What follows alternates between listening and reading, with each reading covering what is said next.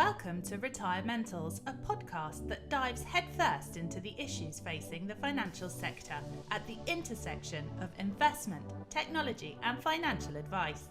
Hosted by Abraham Okusanya, you can expect raw honesty, critical analysis and energetic interviews. Here is your host, Abraham Okusanya. Hello and welcome to Retirementals. I'm Abraham Okusanya. It's great to have you on listening to the podcast today. Thank you very much for joining us. So I am really excited about my guest today. Ruth Hancock is the CEO of Octopus Investments. Ruth, welcome to Retirementals. Thanks for having me. You're one of these incredible leaders in financial services, and Octopus is a brilliant organization.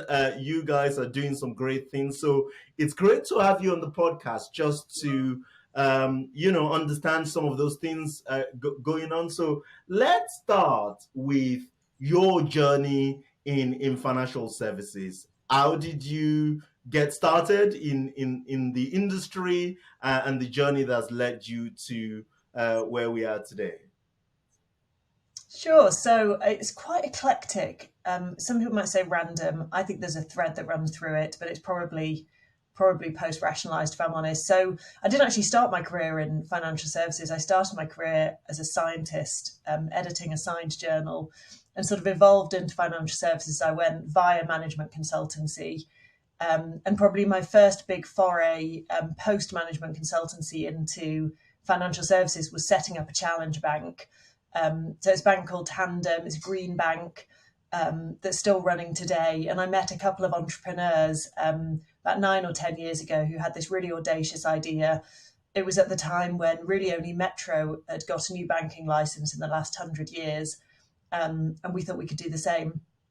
So off we went, and indeed we did set up a bank. It was kind of the best of times and the worst of times, who anyone who's worked for a startup probably can sympathise with. But sure enough, we got a new bank off the ground. And after I'd done that for, I think, 4 years, but felt like about 40, I got to know Octopus a little bit through doing that, and decided to make the jump from retail banking into investments. And I've been at Octopus for 4 years now. That's fascinating. There's a lot I want to unpack about that. I'm kind of interested in what's going on or what happened with these neobanks. Maybe we should park that and come back to it. But Octopus is kind of an enigma of an organization. I know Octopus as the provider of EIS, VCT type products. A lot of financial advisors would know them as that. But actually, you guys have seeded a lot of really fascinating businesses like Octopus Energy. There is also the venture side of things. So talk to us about how the organization is set up, today. Yeah, so Octopus is believe it or not, 22-year-old private company. So we're still majority owned by founders and employees and intend to remain so, which is, I think, when you really get to the nub of it, is what makes us so special. So we started as an asset manager, but an asset manager with a vision to deliver a significantly better set of outcomes to customers. So we believe that financial services has long been about kind of numbers and is relatively dry. We wanted Octopus to be about something very different. It's about connecting with customers. It's about delivering something much more meaningful for them. And we've evolved in the core business to be a private market manager with over 12 billion under management. As you said, most people know us for products like VCTs and EISs, products that we think are quite clever, solve really complex problems for clients, but hopefully in a way that makes them accessible and understandable. And we use those products to invest into the industries that we think will change the world. So renewable energy, smaller companies, healthcare, schools, and do that in a way that allows retail investors fundamentally access to those sectors in private wrappers, which is quite unusual. Mostly you can only get access to those sort of sectors if you're a PE or a major institutional investor. But with that sort of at our core, we realised we could do more than that. And so the first sort of significant foray, I guess, we made into another company was starting Octopus Energy, which is about 6 years ago, which, as many of your listeners will know, has grown into a huge company with a mission to help deliver net zero. But we've also done a lot more in financial services. So we see the stress people feel in managing their money as as the kind of enemy we're trying to tackle. And we've attacked that from angles that are more than about product. So we own an investment tech platform called Seckle. We own Octopus Money Coach that provides financial coaching in the mass market through workplaces. We've got a wealth business. We've got an accelerator that supports financial advisors raise growth capital and transform their tech and operations. And that ecosystem, I think, allows us to do what we love doing, which is tackle really big long-term problems in a way that actually companies with a different ownership structure can't do in the same way. Just fascinating stuff. So again, I want to follow that where it's leading. So let's talk about Money Coach. So this was a business originally founded by Adam. I forget his surname now. Someone's going to kill me for saying that. And Adam Price. Adam Fry, yeah, and he was backed by Octopus Ventures to set up that business, and then ultimately, selling it to the group. So the idea is what? Because a lot of financial advisors they hear things like coaching, money coachings, and they're thinking, are they trying to compete with us? But this is doing something different, which is what? Delivering, how would you put it, through technology in the workplace? Yeah, that's exactly it. So, Hatch existed before it became Octopus yes. Money Coach. And interestingly, we actually backed it from our balance sheet rather than through our ventures. So, Critically Ventures invest investor money. We occasionally take stakes off our balance sheet, which is what we did with Hatch. And then we brought it into the group about 18 months ago. And made it a group company. As you say, actually, it's trying to do something that, when I speak to most advisors, is something that they either don't want to or haven't figured out how to do, which is provide financial coaching at a much lower price point than an advisor would typically be able to service. So we do that through the workplace. We do it through talking to employers and employers making the service available to their employees. And critically, our coaches are helping people come up with a money plan, but not typically advising on products. So therefore, it allows us to get people up to speed, to get coaches trained very intensively, but get them trained much more quickly. And actually, the more advisors I speak to, the more they say, oh, is this an interesting thing that I could tag on to my business for maybe the beneficiaries of my advised clients, or to incubate future clients. The more you talk to people about it, actually, the more they see it as complementary. Just as they see direct investment platforms or robos, there's a patchwork of services that we all know we kind of need something in every spot if we're going to serve everyone in the UK. And so I think it genuinely is complementary, but we found, particularly with the tough cost of living crisis that we're going through at the moment, actually more employers want to be able to help their employees with financial well-being as well as all the other benefits they offer. So you will sell this into the workplace through an employee. Can people come directly to subscribe to this or to buy this? Yeah, they absolutely can. So they can go to the Money Coach website and sign up directly. The benefit of doing it through your workplace is that you can pay for it through salary sacrifice. So you can use the pension advice allowance to reduce the cost to the employee. And some employers indeed fund it on behalf of their employees, which is what we do at Octopus. So there's slightly different commercials depending on which way you come to the business, but you can absolutely come directly as well. And because I'm nosy, I know I probably can't. What does this cost typically? through No, it's a good question. So it costs 300. It's £300 a year, which you can reduce by 30 to 40% if you pay through your employer through salary sacrifice. So it does make a meaningful difference if you pay for it that way. That's fascinating. I wrote an article, I don't know, probably 6, 7 years ago titled Financial Planning for the Price of a Gym Membership. So this idea that people are used to paying for things, frankly, everything these days through some sort of subscription model, and in a way putting that price at or below, in this case, below what you would pay for your gym membership is incredible. But I don't think any sensible financial advisor that I know wants to or should be doing this, as part of this directly to clients. So seems like a logical thing that they will tag onto something like this. Totally agree, and I love that analogy. I might steal it if I'm allowed. Of help with your finances for the same price as your gym membership. I couldn't agree more. And I think most, running a business like Money Coach is very different from running a typical financial advice business. It should be. You need the tech to really work. You need to be able to scale very quickly. All of those things that actually doing that in the same business as an existing advice business has been around for a while is quite challenging. So we actually think we're filling a space that advisors right now don't want to or need to fill. Most advisors I speak to say I've got quite enough clients actually. Yeah. My challenge is serving them all brilliantly and scaling my firm, not going out hunting for clients, particularly clients with probably slightly lower investable assets than an advisor would typically work with. Absolutely. I mean, why should an advisor do this? Is there justification?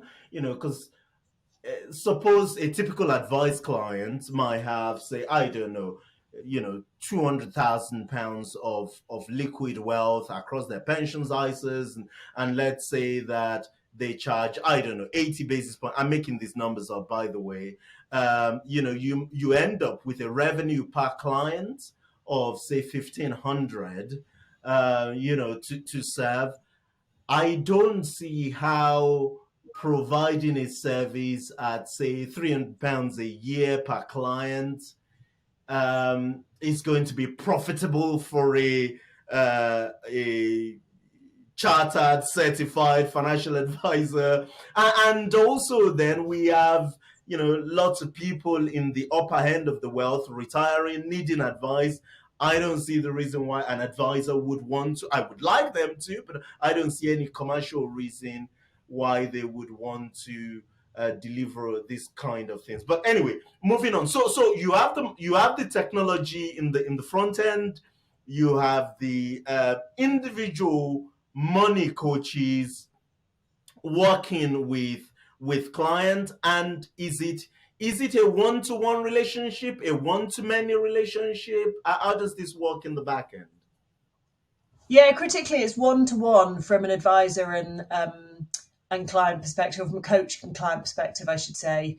And I think that's what makes it quite special. So, I definitely think there is a place for pure tech solutions for people who are relatively self-directed and confident with their finances.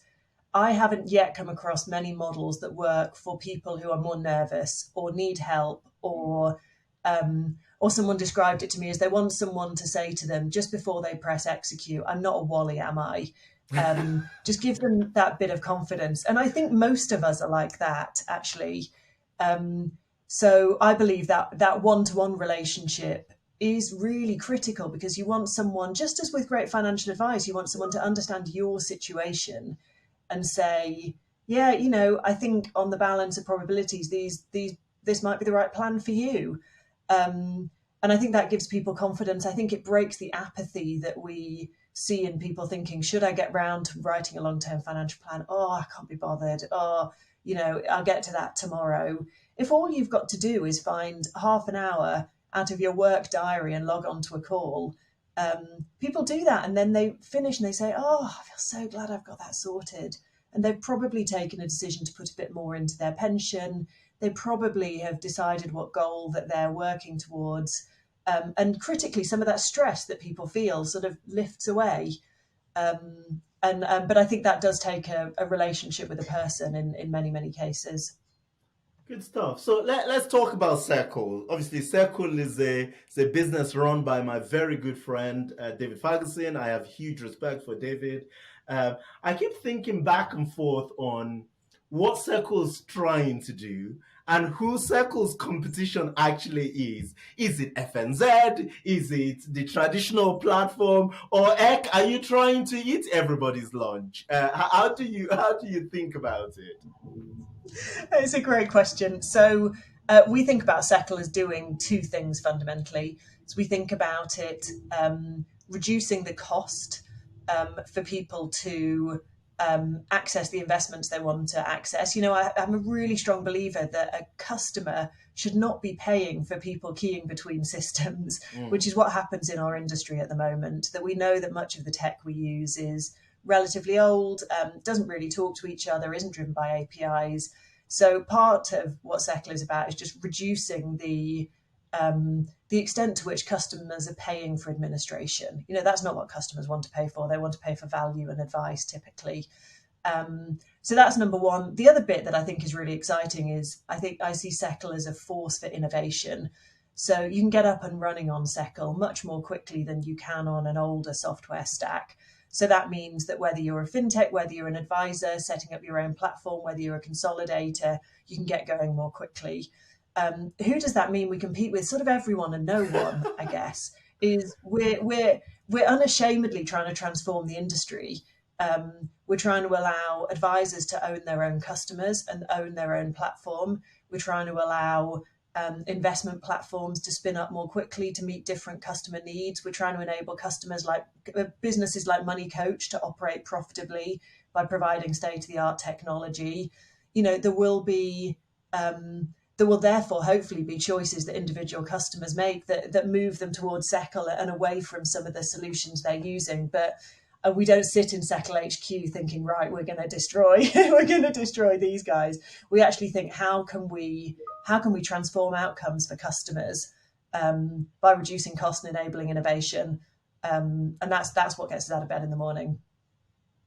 This is just my observation, right? I totally see and get this for the fintech side of things, right? You know, so the fintechs are you know, by their very nature, they want to build stuff, API, they can read, they know what APIs are. You talk to your typical financial advisor down in Devon, and you start to talk about APIs and, you know, building a tech stack and all these things. You completely lost them. This is my assessment. How do you see Circle? And again, you know, how do you see Circle working with this type of advisor, or is this not your audience, so to speak? No, it's a great question, and I think it comes in waves, if I'm honest. So, you know, it won't have escaped anyone's attention that the industry is going through a massive wave of consolidation.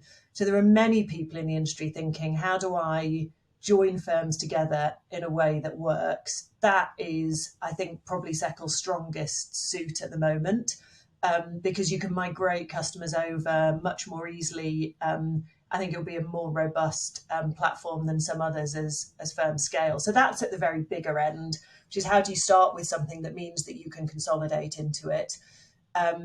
You then potentially go down into advisors that have, you know, decent assets under management, say north of 250 million, where many will look at their business and say, actually, I think there's a really robust commercial case here for me to use a platform like Settle because it drives efficiency and it allows me to improve my customer experience. So therefore, I'm going to figure out a way to make it happen. And that might be, you know, over time, Settle helping them with that.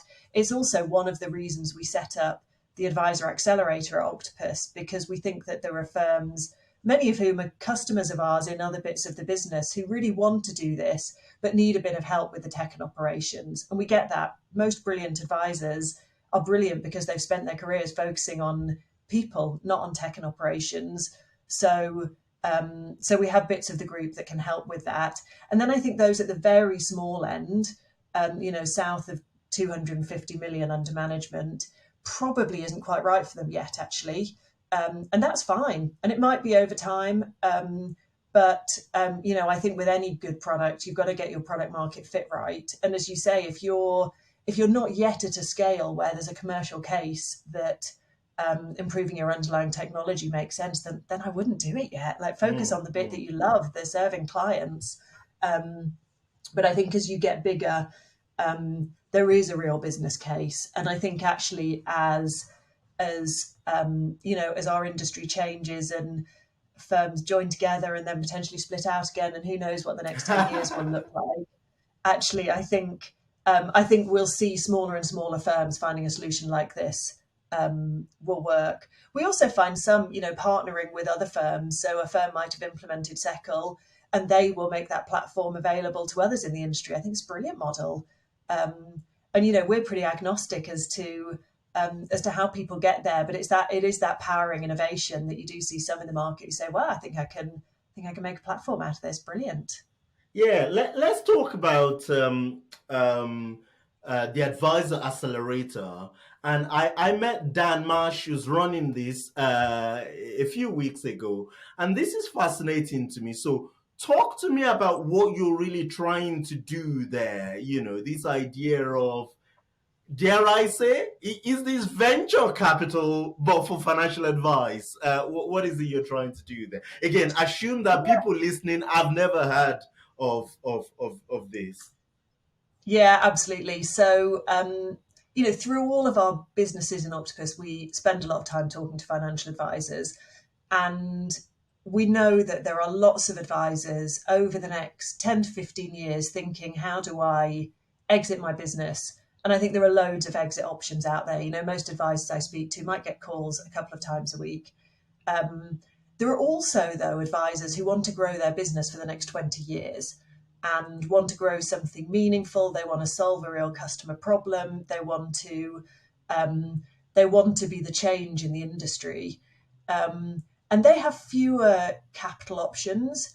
And they also face some of the challenges we've been talking about, which is, again, if you're a phenomenal advisor, business owner, you probably have thought much more about your customer journey than you have about your tech and operations. And you reach a scale where you need some help thinking, how do I scale to the next level? So we set up the Advisor Accelerator to cope with both those challenges. We want, fundamentally, for all of our businesses, we want the financial advice industry to be thriving and successful.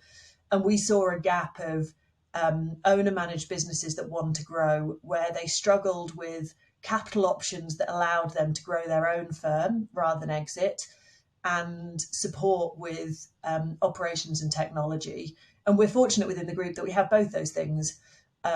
So that's what the Accelerator is doing. We've only just started. So, as with all of the new things we do, it's sort of an experiment at the moment. Yeah. And I may sit here in 2 years saying it's wonderful and we've transformed loads. And I may sit here and say, oh, we learned some stuff and we're going to do something else now. But I'm convinced that gap exists. And I think because we've got Seckle and because we've worked with financial advisors so long, we're pretty well placed to help solve it. That first of all, that attitude of, look, this is new. We're going to learn things along the way. We're going to iterate. We're going to follow this process with a pencil and an eraser rather than a pen. Like, we know what we're doing. I think that's that's just an incredible attitude. And to me, when I think about Octopus in this space, and I think, well, this is an organization that's 20 plus years old, but still in many ways behaving. In many ways, not entirely, but behaving like a startup and starting things up and empowering people. I think that's just an incredible attitude, to have. Now, coming back to the accelerator thing. So the idea is, say I am Jane Blog's financial advisor, Jane Blogs, down in Devon. I don't know why I keep saying Devon. I'm in my 40s, stereotype. I want to build a great business. I've already got some clients, maybe, I don't know, 10, 20 million of assets. And then I come to the Advisor Accelerator. What is it that you'll be giving me? Are you going to be taking a stake in the business, giving me capital to grow? Will I have control, or are you taking that? What is the tech option that I know it's not fully formed, but what is it that you're envisioning? What is it that you're trying to do in this space? Yeah, so I think the first conversation would be about the individual's kind of ambition and plan. So we will work with firms that share our values, that want to build a thriving industry, that have some of the same beliefs as us, which is actually the more efficient your business can be, probably the more valuable it's going to be, that care about profit as well as assets under management. So there will be some of those things that, as with any conversation you're having, you're like, do we think about this industry in the same way? So that tends to be conversation number one. Conversation number two is, do we think we can help? And the way that we will help with tech and operations is embedding someone in the business for a bit, to really sit at the right hand of the founder and say, let me help you solve this. That might be, Seckle might be a part of that. It might be about the CRM. It might just be about the way they think about the customer journey. But it's people who've worked in different bits of the Octopus business and out in the advice industry who think, I've kind of seen how it's done elsewhere. Can I help this founder do that in their firm too?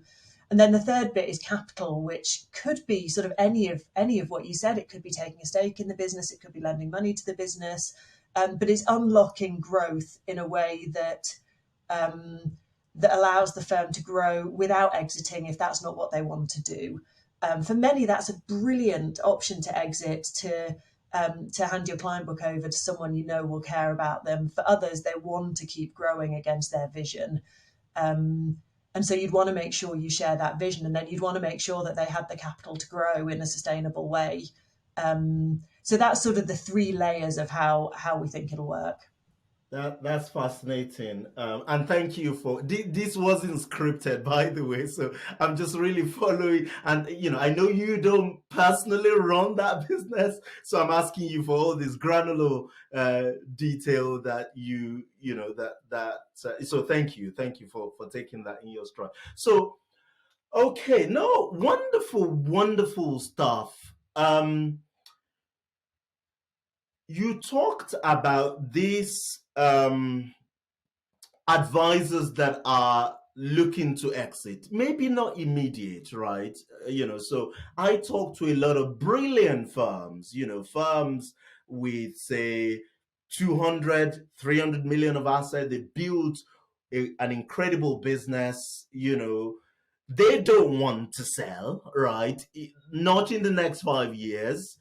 Maybe not even in the next 10, but they do know that, they're probably in their, early 50s, say, they do know that at some point, the purpose of an entrepreneur building a business is that they will at some point, maybe take some capital off the table and provide greater financial security to their family.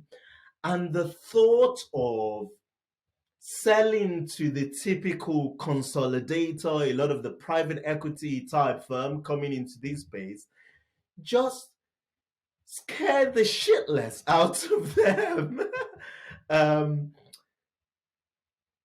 Is there anything that Octopus is thinking about in this space or doing in this space, or can you offer, any insight on this at all? Yeah, and I meet the same people, and most brilliant advisors, they get out of bed caring most about their client book. And so actually when they're thinking about any capital options, it's how does that play out for my customers? That's partly what the accelerator is about. Again, if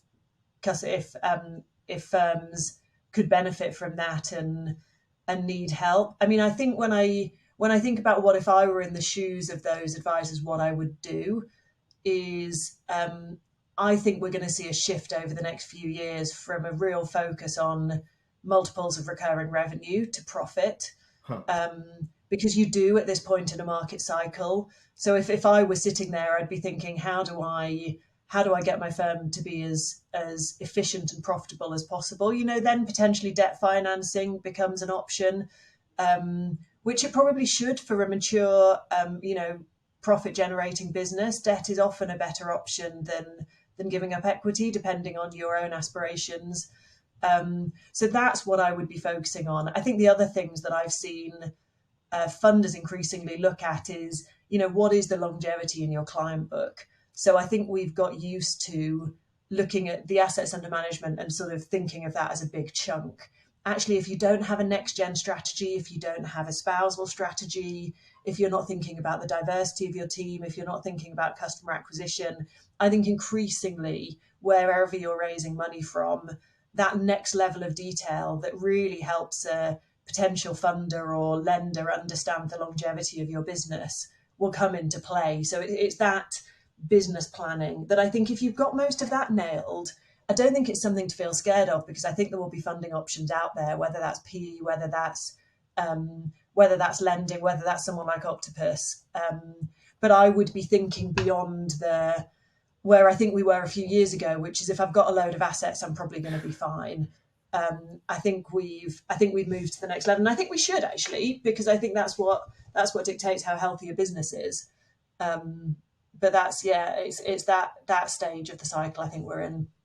Yeah, that's interesting. This idea of maybe some sort of debt funding to enable founders to sell to the next generation, because they all tell me that they would like to, in some shape or form, bring the next generation into the ownership of the business. The problem is that if you're an owner and you're trying to sell to the next gen, once you dealt with all the emotional and the individual issues, right, and you actually decide that that's what we're doing, you got to, as it were today, you got to fund that for the next, 7, 10 odd years to allow the next generation to pay you back. And so having some sort of, probably debt, some other structure to provide a degree of meaningful immediate liquidity, and then for the founders, and then for that to be paid back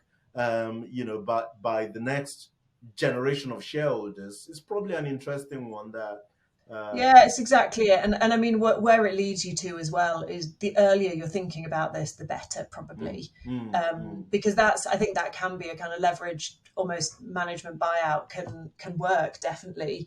But actually, if you're really planning this into the way you run your business, then you're probably helping those younger advisors earn equity earlier. You're probably helping them think about how can you sort of phase out and they phase in, because the longer period you do it in, the less likely it is to disrupt the whole firm. But I think some people who've understandably never done it before think about it at the point they're ready to exit, where actually if you'd thought about it 5 years before, which is great in hindsight, but then it can actually feel a lot smoother for everyone. That's brilliant stuff. Thank you, Ruth. Look, I want to start to wrap this up. I've got a couple more questions for you, and then we can. I'm really enjoying this and learning stuff. But my producer is gonna have me for lunch or dinner if I don't try to stick to time. So as a woman in financial services, we know that. I was at a conference last week, yes, the CISI conference, and they wanted to talk about how financial services treat women, and they brought a clips of Liz Truss, just a short 2 seconds clips of Liz Truss that basically say something along the it is completely unacceptable. Something of that nature. I can't remember exactly what the phrase was. They just played that phrase. How do you think about today our financial services, the experience of women in financial services and what needs to change? Oh, it's a great question. So you know what? If you'd asked me at very many points in my career, I'd have said, I don't think I've ever really been discriminated against. I've never been treated particularly badly.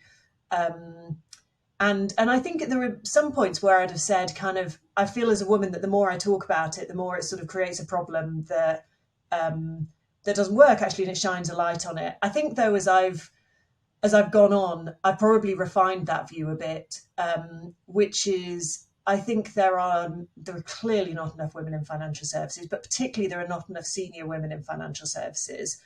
And I've also changed my view that I think it's actually completely my responsibility to talk about it, because the louder I am, actually, the more there might be women in the industry who think, oh, it's not possible for me because I don't see any senior women. It absolutely is possible. And I definitely feel a huge responsibility to shout as loudly as possible that, yeah, it's absolutely an option for you.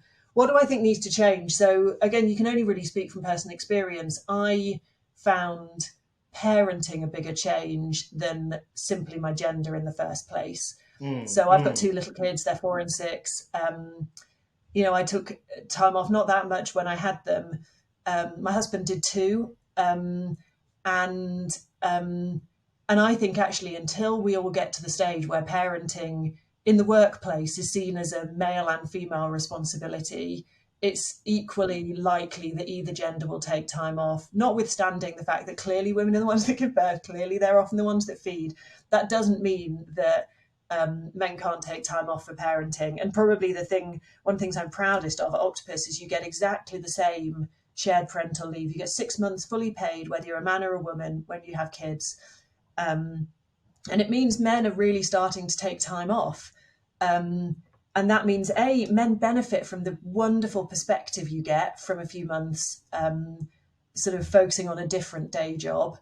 But it's not that women in their 30s get looked at as this sort of set of individuals that at some point are going to opt out, which is what most women in their 30s will tell you they've felt like at some point, and they felt they've been judged in that way. So if I was to say one thing from my perspective, it's an equal treatment of parenting in the workplace. I think would make the biggest difference in getting all of the brilliant women you see at more junior levels into more senior roles. That's fascinating. Thank you. I mean, your experience about this actually in many ways resonates with me, because people ask me the same thing. They say, what's your opinion on, say, discrimination or whatever in financial services? And my response always like, if anyone discriminated against me in financial services in my journey, I haven't noticed, right? Like, do you see what I mean? Like, it just doesn't, it doesn't cross, they say, have you been bullied or whatever? I'm like, have you met me? No, but you are absolutely right that the more you talk to other people and you listen to other people's experience, and you actually say, well, maybe I suffer from survivorship bias in the sense that because it's not my experience and I've managed to do okay, then it must be that this thing doesn't exist. But actually, it does. So it's, it's fascinating and comforting to hear that. I don't think that I have evolved, not nearly as you have, to feeling that it's my responsibility to talk about these things and all that. I mean, it's exhausting, because you take that burden on in addition to the day job. I'm just saying to myself, I'm a capitalist. I'm trying to make build something in the world, and you want me to talk about diversity and racism and all that stuff. I know, we have to, but I haven't evolved as you are. So I continue to learn. No, it's fascinating to hear your views about women in financial services. Do you think things like again, I'm talking completely out of my ignorance, things like setting up award for women, women only awards and things like that.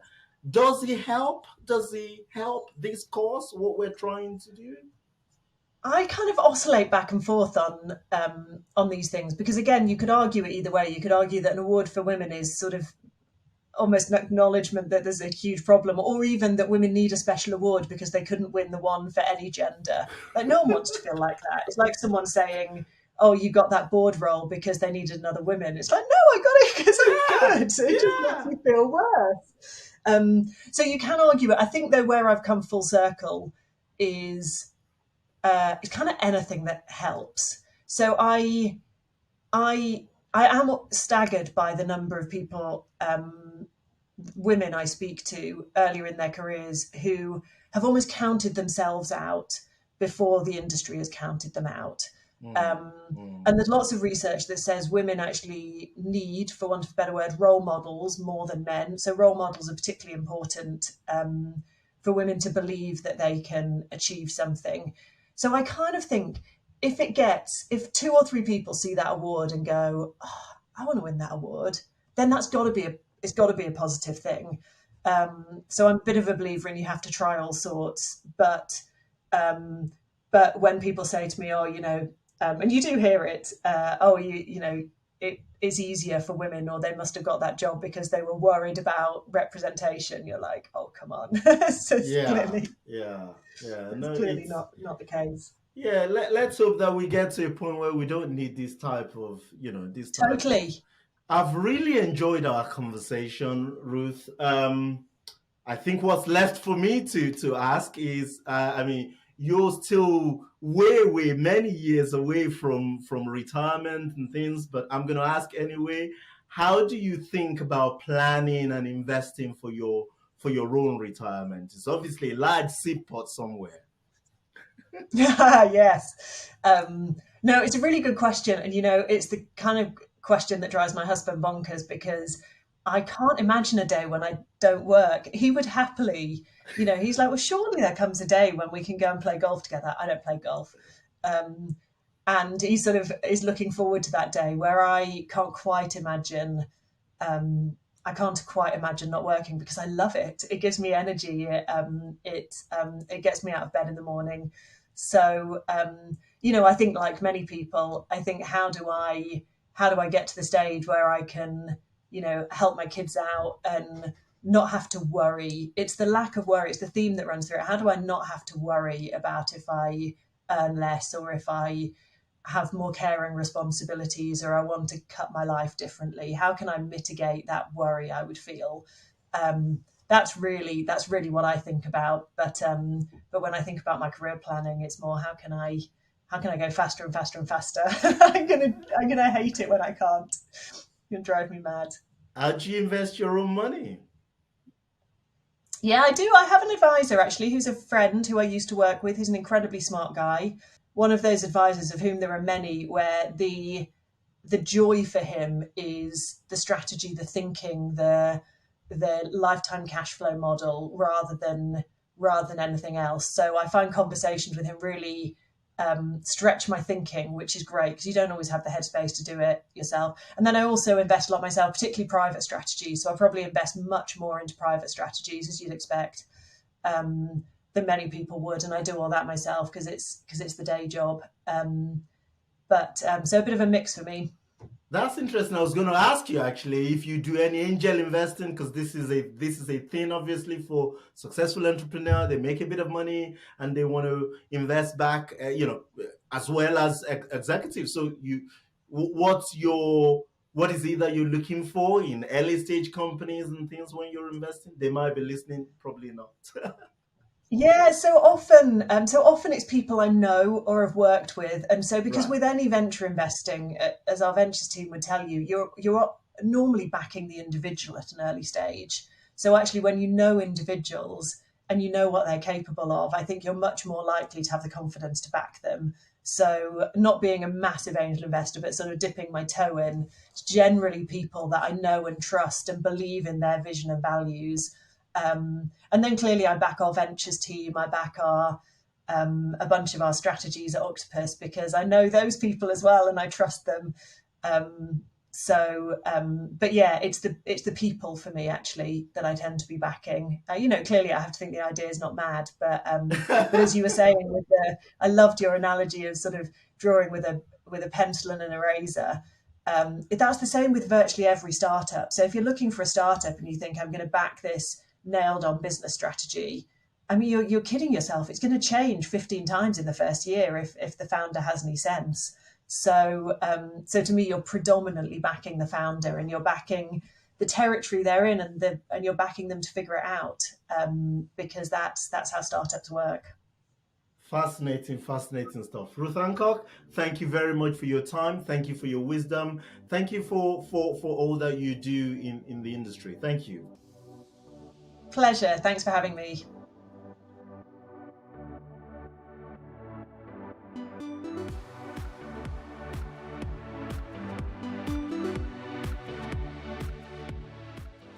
I'll be remiss if I don't thank my incredible team who worked very hard to put this program together. Thank you very much, guys. I'd like to thank our sponsors, Timeline Retirement Planning Software, and PyTech, low-cost flat-fee model portfolio manager. And to you, our listeners, thank you for your time. I hope you've had as much fun listening to the program as we have making it. You can find more about the show at retirementals.co.uk, and you can follow me on Twitter. My handle is Abraham on Money. Until next time, thank you and goodbye.